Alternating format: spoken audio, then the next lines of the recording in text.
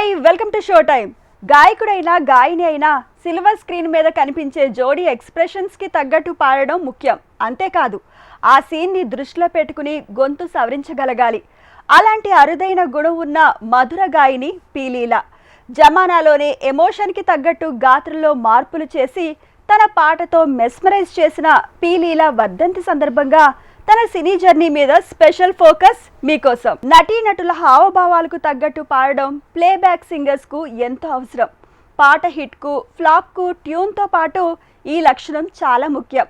అప్పట్లో ఘంటసాల ఏ హీరో కోసం పాట పాడినా ఆ నటుడే స్వయంగా పాడాడా అనిపించేది. అలానే హీరోయిన్ కూడా పాడితే తానే స్వయంగా ఆ పాట పాడిందా అనే ఫీలింగ్ ప్రేక్షకులకు కలిగేది. ఆ మధురానుభూతి వెనుకున్న సుమధుర స్వరం పి లీల. తెలుగు పాటను సుసంపన్నం చేసిన అతి కొద్ది మంది గాయనిమణుల్లో పి లీల ఒకరు. నిజానికి తెలుగు బ్యాక్గ్రౌండ్ లేకున్నా లీల పాడిన పాటల్లో తెలుగుతనం కొట్టొచ్చినట్టు కనిపిస్తుంది. లీల అసలు పేరు పొరయాతు లీల.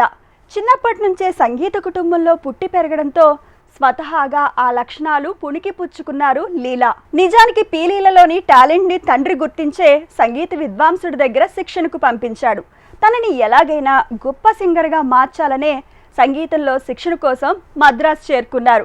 1944లో మద్రాసు విశ్వసభ నిర్వహించిన రాగం తాళం పల్లవి ప్రోగ్రాం లీల కెరియర్ను మలుపు తిప్పింది.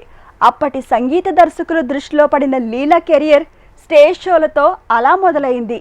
వరుస స్టేజ్ షోలతో బిజీగా ఉన్న టైంలో అనుకోకుండా సినిమాలోకి ప్రవేశించింది లీల.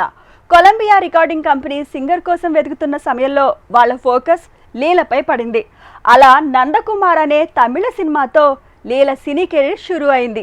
అలా తమిళ సినిమాలతో మొదలైన లీల సినీ జీవితం తెలుగు, మలయాళం, కన్నడ భాషలకు కూడా విస్తరించింది. భక్తి పాటలతో ఘంటసాల తరువాత అంతటి పేరు తెచ్చుకున్న లీల, అందుకే ఘంటసాల లీల కాంబినేషన్లో వచ్చిన ఎన్నో పాటలు ఇప్పటికీ క్లాసిక్స్గా మిగిలాయి. అలా దాదాపు 3 దశాబ్దాల పాటు ఇండస్ట్రీ సింగర్గా ఏలింది పి లీల. కెరీర్ బిగినింగ్ లో మిగతా సింగర్స్ తో పోలిస్తే లీల గొంతు కాస్త భారీగా ధ్వనించేది.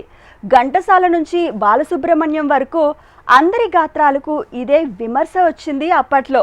పి లీల సినీ జర్నీ మొదలైనప్పుడు ఇలాంటి ఎన్నో విమర్శలు ఎదుర్కొంది.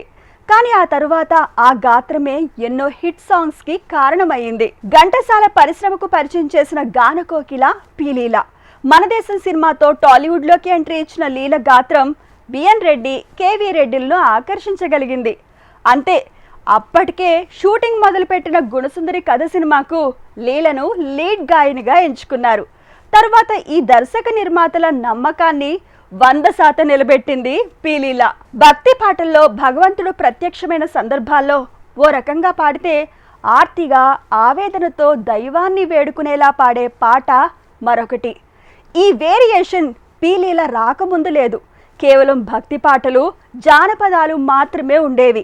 లీల వచ్చాక భక్తి పాటల్లో కూడా మాడ్యులేషన్స్ ఎలా చూపించొచ్చో చాలా మందికి తెలిసొచ్చింది. లీల మాతృభాష తెలుగు కాకపోయినా అచ్చం తెలుగు అమ్మాయి పాడినట్టే ఎన్నో పాటలు పాడి మెప్పించారు. తెలుగు ఉచ్చారణలో కూడా ఎక్కడా తప్పు దొరలదు. పాటలోని భావాన్ని చాలా విపులంగా పలికించగల నేర్పు పి లీల సొంతం. లీల పాట ఓ సంగీత ప్రవాహం. ఆమె గానం నయాగరా జలపాతం. వినే కొద్దీ వినాలనిపించే అతి కొద్ది స్వరాల్లో లీల వాయిస్ ఒకటి. ప్రస్తుతం ఈ మహాగాయిని మన మధ్య లేకపోయినా ఆమె గొంతు మాత్రం ప్రతి తెలుగింట్లో ప్రతిధ్వనిస్తూనే ఉంటుంది. భగవంతుడికి భక్తునికి మధ్య అనుసంధానంగా మారిన సింగర్ పి లీల. 60sలో తను పాడిన పాటలు భక్తి భావానికి చిరునామాగా మారాయి. కర్ణాటక సంగీతం నేర్చుకున్న Porayath Leela, D K Pattammal, M S Subbulakshmi, M L Vasanthakumari లాంటి ఉద్దండుల కాలంలో చరిత్ర సృష్టించడం గొప్ప విషయం. కేవలం సినిమాల్లో పాటలతోనే కాదు, సంగీత కచేరీలతో కూడా తనకి ఎంతో గుర్తింపు దక్కింది. లీల పేరు చెప్పగానే చాలా మందికి గుర్తొచ్చే సినిమాల్లో లవకుశ ఒకటి. అందులో ఘంటసాల స్వరపరిచిన అన్ని పాటలు సూపర్ హిట్. తెలుగు, తమిళం, మలయాళం, సింహళం భాషల్లో సుమారు 5000 పాటలు పాడిన లీలకు మరణానంతరం పద్మభూషణ్ అవార్డు లభించింది. కలైమణి అవార్డుతో అప్పటి ముఖ్యమంత్రి జయలలిత సత్కరించింది.